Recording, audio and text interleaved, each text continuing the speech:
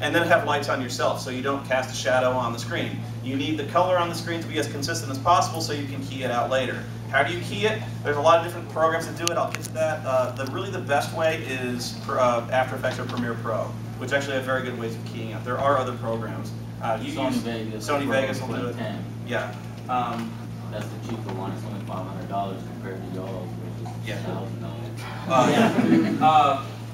There's really good green screens and lighting equipment at tubetape.com. That's where I got mine. They have a lot of, they sell the ones, you can see I've nailed mine into the wall. But they also have these flip out things that are almost impossible to put away, but I learned it eventually. It took like a day to learn how to fold it up. Those are not really all that expensive. How do you light them? Lighting is actually very tricky. You need uniform light. And you'll see there, there's this light that's in this little photography thing. You probably see photographers do that. It's called softbox. And I actually did not get mine from Tube Tape. I got my first set from Tube Tape. That was a tungsten light, which got to about 3 million degrees. In Arizona. I actually use fluorescence now from Brightech, if you're checking that out. And those will actually not break the bank too much. If you want to get a very simple, like three light set, that's about $170. In terms of lighting, that's not bad. I've seen way more expensive light kits, especially 500, 800. Yeah. And so really the biggest thing is you need space. Especially that room. I have a whole room dedicated to that green screen, and you don't need this much room. Like I said, as long as you're good with masking, as long as you don't move too much, you don't need that big a green screen. But yeah, you try to get as much room as you can because you need as much separation from the screen and you as possible, so you can get as much of your body as you can. Otherwise, like, you can only really see, even with that much room, you can only really get from like my waist up, which was actually kind of disappointing because I wanted to get more. But yeah. Costumes. Where do you get costumes? Where do I get them? Well, I got that off the medical supply shop. That's just the lab coat and scrubs. But the best place to get costumes really is, you know those Halloween stores that are Halloween? I don't know if we have that here. Yeah. But costume shops, go there the day after Halloween because it's 50 to like 75% off. You'll get really good costumes for like 20 bucks.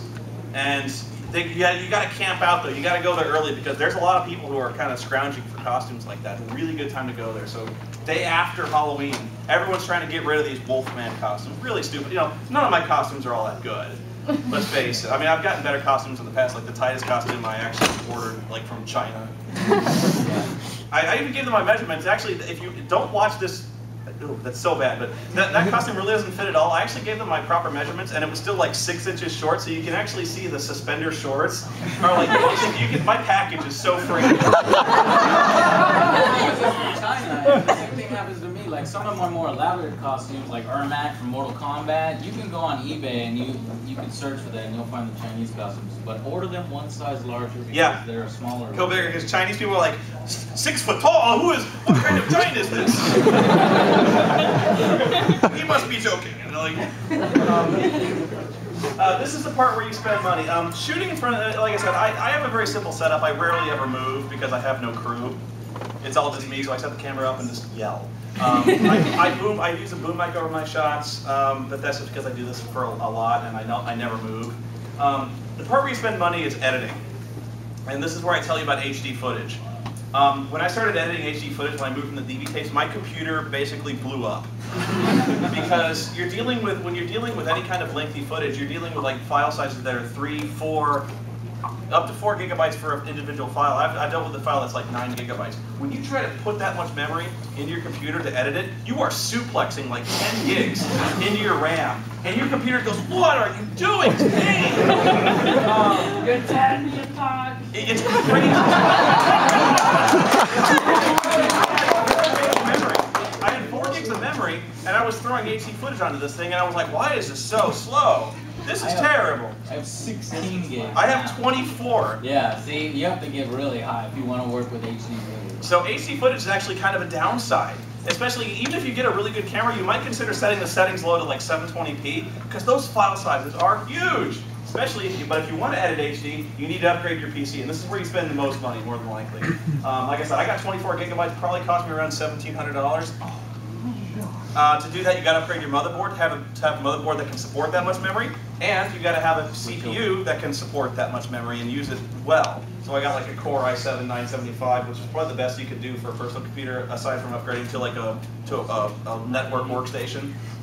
A dual monitor setup. I use dual monitors just because I like to have this big monitor setup where I can tell when I'm editing. It's really big and I can do special effects and stuff like that. But that's probably where it's going to cost you a lot. And this, you got to know about computers to know what you're doing and to know how to build this thing, because these are not standard. If you go to Best Buy, you're not going to get a computer this good. But yeah, HD footage is what will kill you. And it'll be what's really slowing you down in editing. As for editing software, I get asked this a lot too. I know some people who use, like I said, Linkara, up until recently, was using Windows Movie Maker, which is what comes with Windows. Now, before you use Windows Movie Maker. Depending on what you're doing with it, you may not need much more than Windows Movie Maker. Because if all you're doing is kind of putting if you're just putting pieces together and then narrating over it, that's fine. You don't really need it. If you're not planning on doing effects, if you're not planning on showing off, Windows Movie Maker will do it. It's not going to edit really good footage. It's not going to be great. Another one that I just got, I don't have, I bought the previous version. Mine crashes. Vision so, yeah, the new one, HitFilm. HitFilm crashes. HitFilm is relatively cheap and relatively cheap and good special effects suite that I've noticed. It's just added editing capability. It didn't used to do that.